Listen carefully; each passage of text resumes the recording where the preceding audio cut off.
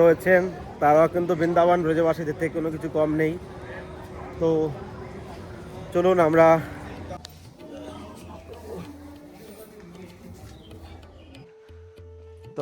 এখন কাটোয়াতে এসেছি। নূপুরকুণ্ড না, নূপুরকুণ্ড, এখানে মহাপ্রভু নৃত্য করেছিলেন। তো এখানে দর্শন করে নিন। এটা হলো মধু পণ্ডিত, যিনি মহাপ্রভুর কেশ মাথা মণ্ডন করেছিলেন।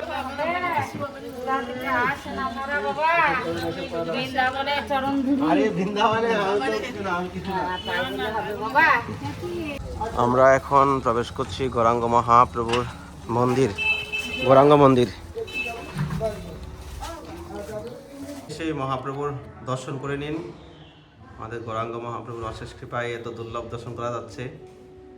গৌরাঙ্গ মহাপ্রভু কি জয়। বালুরঘাটে এই যে একজন মাদের সঙ্গে দেখা হয়ে গেল। গৌর হরি বল। আজকের আমাদের জানি হচ্ছে নবদ্বীপ থেকে কাটোয়া মহাপ্রভুর লীলাস্থানে যাব। আমাদের ট্রেন ফাইনালি এসে গেল D1 ট্রেন নাম্বার হ্যাঁ D1। আমরা এখন ট্রেনে বসছি।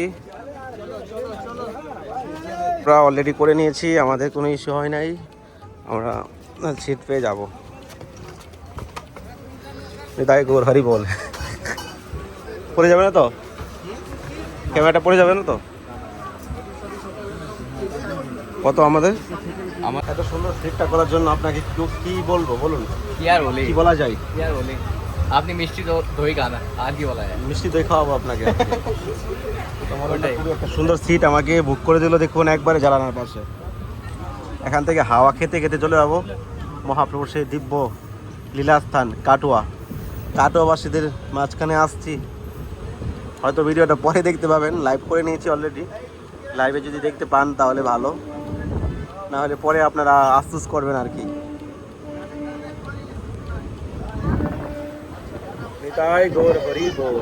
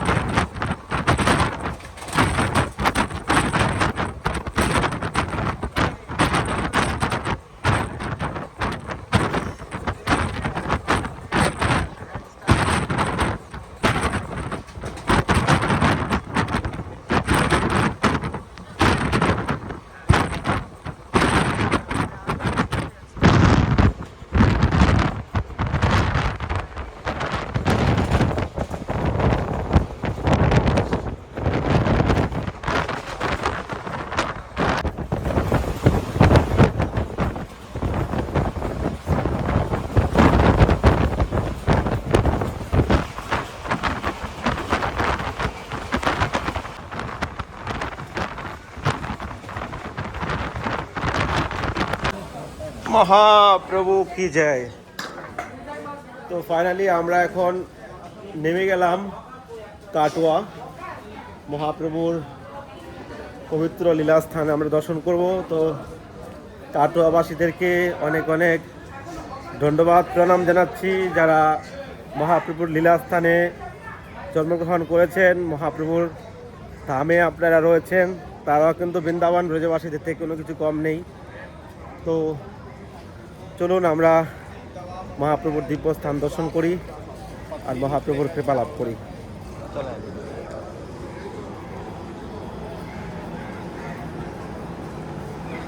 দেখুন আপনাদের কাটোয়া স্টেশনে আসতে দেখুন কত সুন্দর আকাশের রং বদলে গেছে। Katwa station, Katwa junction.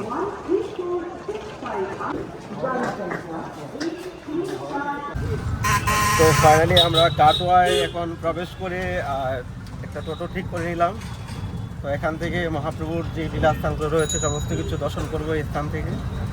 তো সঙ্গে চলুন, একজন দাদাকে পেয়ে গেলাম এখানে লোকাল, তো উনি আমাদেরকে একটু দেখিয়ে দিবে আর কি। চলেন চলি, এখানে বাজার, পুরো বাজার। আমরা এখন প্রবেশ করছি গৌরাঙ্গ মহাপ্রভুর মন্দির, গৌরাঙ্গ মন্দির।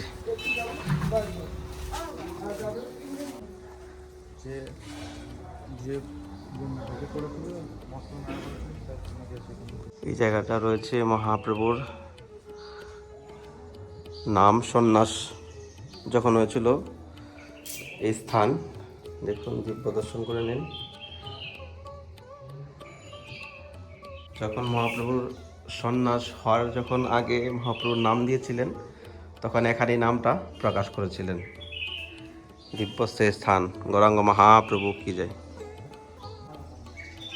দাস বাবাজির সমাধি আর মহাপ্রভুর যে সন্ন্যাসের পরে ক্যাশ মাতা মুন্ডন হয়েছিল, এই সেই স্থান। এখানে মহাপ্রভুর ক্যাশ রেখেছিলেন। হ্যাঁ হ্যাঁ ক্যাশ, হ্যাঁ। তো এই সেই দিব্যস্থান কাটোয়াতে, এখানে মহাপ্রভুর মাথা মুন্ডন হয়েছিলেন।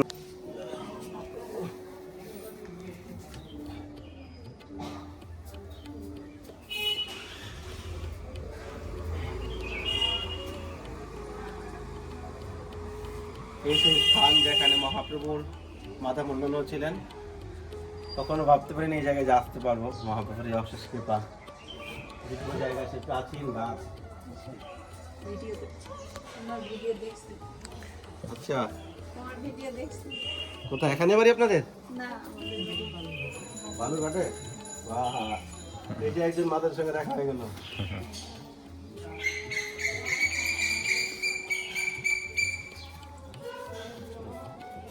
এই যে জায়গাটা, এখানে মহাপ্রভু সন্ন্যাস নিয়েছিলেন। আর এখানে কেশব ভারতীর যিনি আছে, মহাপ্রভুকে দীক্ষা দিয়েছিলেন, ওনার সমাধিও রয়েছে এখানে। আর এখানে হলো মহাপ্রভুর মেন মন্দির। দর্শন করে ভিতরে গিয়ে চলুন, সেই মহাপ্রভুর দর্শন করে নিন। আমাদের গৌরাঙ্গ মহাপ্রভুর অশেষ কৃপায় এত দুর্লভ দর্শন করা যাচ্ছে। গৌরাঙ্গ মহাপ্রভু কি জয়। দিব্য দর্শন।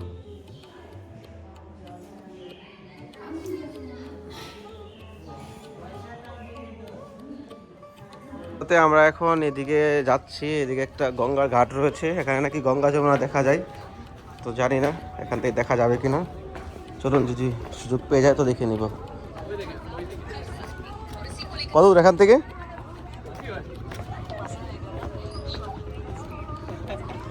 দেখুন কত সুন্দর লাগছে বিকেলবেলা। আর এই গঙ্গা নদী না? আর আগে গঙ্গা যমুনা, আর নদীর ওই পারটা কি দাদা? ওটা কি জায়গা? ওই জায়গায় আচ্ছা, বহরমপুর। এই যে মদন দাদা দাঁড়িয়ে আছে, দাদা দাঁড়িয়ে আছে, ওদেরকে মশা ধরছে না, আমাকে ধরছে, বুঝতে পারছে না কিছু। দেখুন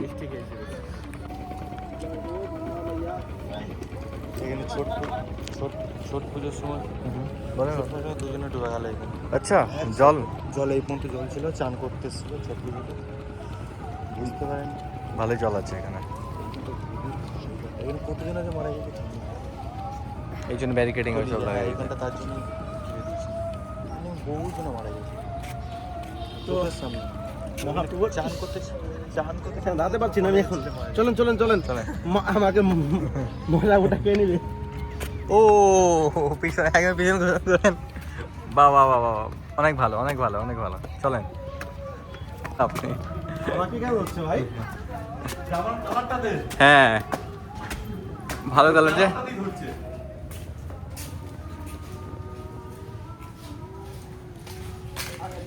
আর এখন আমরা করে যাবো দাদা? ওখানে কি মন্দির? বড় মন্দির? হ্যাঁ। আচ্ছা, পুরনো শহর প্রায় এই রাস্তাটা বেরোলে তো জঙ্গল ছিল আগে। আচ্ছা, আগে জঙ্গল ছিল। হ্যাঁ, জঙ্গল ছিল,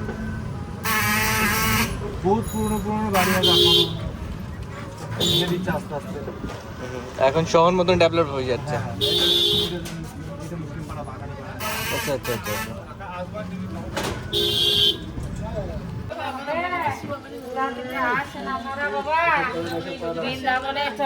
আরে বৃন্দাবনে আমি তো কিছু না, আমি কিছু না। এইসব মায়ের সমাবেশ, আপনারা কোন ধাপে আছেন? আচ্ছা বেরিয়ে পড়েছি তা আমার ছোটবেলা বলে যে আগে থাকলে আমার আর দর্শন বডি পন্ডিত, হ্যাঁ এই হচ্ছে বিগ্রহ তার চলেন চলেন। হরে কৃষ্ণ, রাধে রাধে। আচ্ছা, উনি কি এখানে বিদ্যা সেবা করতেন নাকি? ওনার সেবা করতেন? ওই চুল কাটার পর আর তো আপনি ফুল ধরেননি না, ফুল ধরেননি হ্যাঁ, হ্যাঁ, তখন বৃন্দাবনও আছে ওনার, বৃন্দাবনও আছে, ওই জয়পুরেও আছে ওনার ঠাকুর। আচ্ছা, ওই মহাপ্রভুর কেশ যখন উনি মাথা মন্ডন করার পর আর এই হাতে আর কারো ফুল তো পড়েনি, সোনার হয়ে গেছিল। হ্যাঁ, তখন ভগবানের সেবা করছিলেন না এই বিগ্রহ, হ্যাঁ। ওনার সীমিত বিগ্রহ। তো এখানে দর্শন করে নিন, এটা হলো মধু পণ্ডিত, যিনি মহাপ্রভুর কেশ মাথা মন্ডন করেছিলেন, যে নাপিত বলা হয়। ওনার এখানে বিগ্রহ, সীমিত বিগ্রহ। এ দেখুন, এবার রাধা দামোদরের কাছে ছিলাম গো। দর্শন করে নিন মধু পণ্ডিত। এখানে কিছু দিব্য পুরুষদের সমাধি, পুষ্প সমাধি রয়েছে। আর এখানে হলো মহাপ্রভুর চরণ দর্শন, সাক্ষাৎ মহাপ্রভুর চরণ দর্শন। এখানে মহাপ্রভু এসেছিলেন। মধুপরামানিকে ডাকতে কেস মণ্ডপ করবেন বললে দিয়ে খুবই সুন্দর লাগছে এখানে এসে। আর এই যে মাতাজি এসে গেছে বাড়ি থেকে, এই যে মাতাজির বাড়ি এখানে পাশেই। আমরা সব একসাথে চলেন আগে দর্শন করি, যাবো, দর্শনটা করি, চলেন। আরে আমি তো সাধারণ লোক, মহাপ্রভু ধামে রয়েছেন আপনারা। এটা উদাহরণ দত্তের ইয়ে বিগ্রহ, না উদাহরণ দাও। উদাহরণ দত্তের বিগ্রহ, মহাপ্রভুর ভক্ত। সুবল শাখা কৃষ্ণের ইয়ে। এখানে একটা ব্রাহ্মণ আছে, আগে বাবাজিরা থাকেন, আর আসল মেন লোক একটা উপলক্ষ আছে, তারা সব দোকান এই যে ভেতরা ওদিকে এদিকে আসুন। আচ্ছা, ওই মধু পণ্ডিত যিনি আছে। হ্যাঁ হ্যাঁ পুষ্প সমাধি। তো আমি এই মুহূর্তে রয়েছি মহাপ্রভুর যিনি মাথা মুন্ডন করেছিলেন, মধু পণ্ডিত নাপিত নামে যেনাকে, তো ওনার বাড়িতে এখন দাঁড়িয়ে আছি। আর ওনার এখানে পুষ্প সমাধি রয়েছে। আর এখানে আশাটা হয়েছে মাতাজির জন্য, যদি মাতাজি যদি ফোন না করতো তাহলে হয়তো আসা হতো না। তো মাতাজিকে খুবই প্রণাম জানাচ্ছি। হ্যাঁ, যাবে এবার যাবে এবার যাবে। যাচ্ছি এখন। হ্যাঁ, আচ্ছা তো এসে আমি নিজেকে অনেক ধন্য মনে করতে পারছি যে ভগবানের সাক্ষাৎ লীলাস্থান আমরা এই মুহূর্তে দর্শন করতে পারছি। মানে কখনো ভাবতে পারিনি এই জায়গায় আসতে পারবো। মাতাজি কৃপা করেছে, হ্যাঁ, মহাপ্রভুর কৃপা। আরে গৌর হরি তো আপনাকে পাঠিয়েছে না।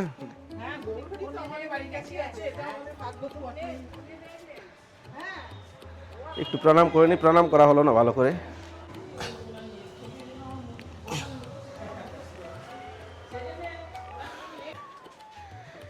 তো কাটোয়াতে এসে এক ভক্ত মাতাজি উনি আমাদেরকে জায়গা দেখিয়ে আসলো, তারপর ওদের বাড়িতে যাচ্ছি এখন আমরা।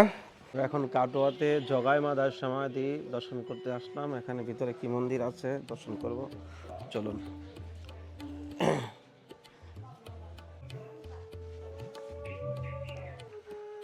তো আমরা এখন কাটোয়াতে এসেছি, নূপুরকুণ্ড না, নূপুরকুণ্ড। এখানে মহাপ্রভু নৃত্য করেছিলেন, আপনারা জানেন অনেকেই। তো সেই নূপুর যে ফেলেছিলেন আর এই স্থানে এসে নাকি পড়েছে। তো চলুন আমরা নূপুরকুণ্ড দর্শন করি। আর আমরা একটু ফিল হচ্ছে মনে মনে যে আমরা বৃন্দাবনের কোনো কুঞ্জগলিতে আছি। হ্যাঁ, এতটা সুন্দর লাগছে। এই দেখুন, এসে নূপুরকুণ্ডর প্রাপ্তিস্থান এখন অন্ধকার হয়ে গেছে, পুরো প্রায় সন্ধ্যা হয়ে গেছে। তো এখান থেকে ভাবছিলাম ড্রোন শট নিব, অন্ধকার হয়ে গেছে, দেখি কিছু ভিউ দেখাতে পারি কিনা। খুব সুন্দর জায়গা, দিনের বেলা অনেক ভালো লাগতো না। এখানে মন্দির না, তো মহাপ্রভু নূপুর প্রাপ্তি স্থানে এখানে পাটবাড়ি, রাধা মাধবের দর্শন করে নিন।